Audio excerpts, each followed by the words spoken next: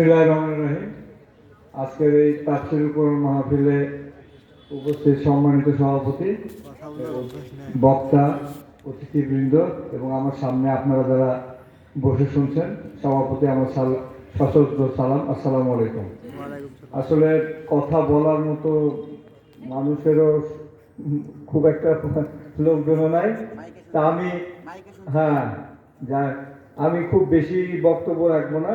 তবে আমি মহান আল্লাহর কাছে শুকরিয়া আদায় করছি যে গত বছর যে একটা ছাত্র অভ্যুত্থানের বিপ্লবের মধ্য দিয়ে যে 5ই আগস্ট 2024 যে দেশ নতুনভাবে স্বাধীনতা লাভ করার পরে আজকে সমগ্র বাংলাদেশে যে গত 16-17 বছর বিরোধী দল কোনো তাফসীরুল কোরআন মাহফিল, ইসলামী জালসা, ওরস মোবারক কোনো কিছুই করতে পারছিল না।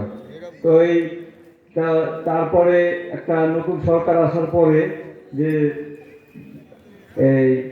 এই জিনিসটা এখন সমগ্র বাংলাদেশে, বিশেষ করে বিরোধী দল সমগ্র বাংলাদেশে অনেক ওয়াজ নসিহত জালসা এগুলা হচ্ছে এবং